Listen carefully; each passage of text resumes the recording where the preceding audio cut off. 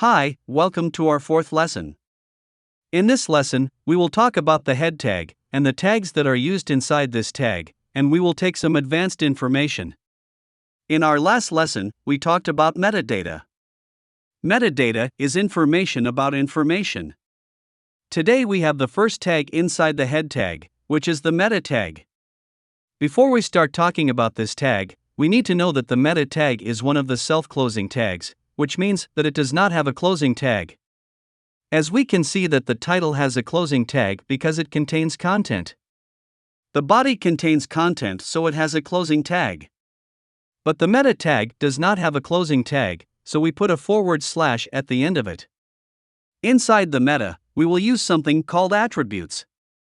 These attributes are additional features in the element that express information about it, or distinguish it from another element, and so on. We will talk more about it in a full lesson. The first attribute we have inside the meta is called charset or character set. Charset means encoding type or the type of the characters in our content. And the type that is used all over the world, and we will also use it, is called UTF-8. This type supports the English characters and the Arabic characters. In the past, we were using a type called ISO 8859-1. This type only supports the English characters. This is advanced information, only to increase your knowledge. If you find it difficult, forget it for now. But all you need to know is the meaning of charset. We have another type of meta, which is the description.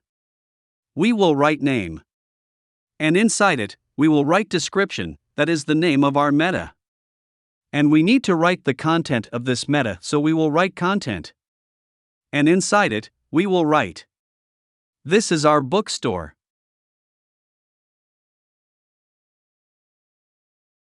Let's see where will this content appear on our web page. As you can see, it didn't appear in the head. I told you that meta is information about information, or instructions you give to your browser to tell him what to do. So this content will not appear on the web page.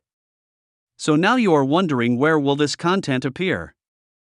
Let's open a site like Amazon. We will go to the page source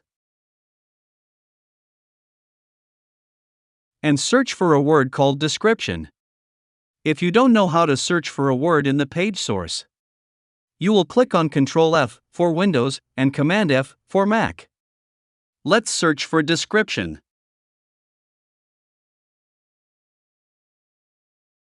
Here we found it. Let's see what is written in the content. Free shipping on millions of items, and so on. Let's see where this content appear. Yes, it appears here. As you can see, free shipping on millions of items appears here. So, now we have known that anyone who will search for our web page will find the title, and under the title, he will find the description that we have written. So, are there any other types of meta? Yes, there are many types of meta, but you don't need to know it now. After we have finished the meta tag, we have two other tags. The first one is the style tag. This tag is used for writing the CSS language.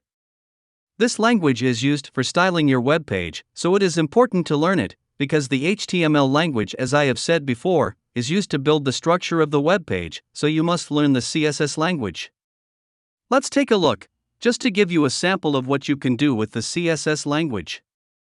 For example, I want to make the background of my web page red, so let's do it.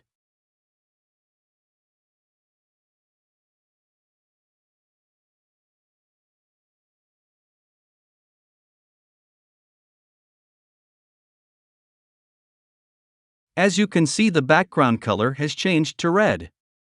I don't want you to concentrate here at all, I am just giving you an example. You just have to know that here I will put the CSS code.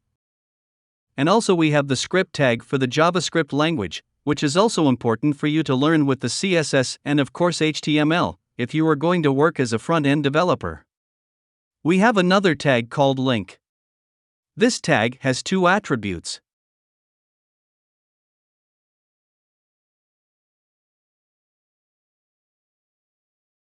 As you can see, the code editor automatically wrote them, and we will talk about them in the coming lessons. That's for today. Thank you for watching, and see you in the next lesson.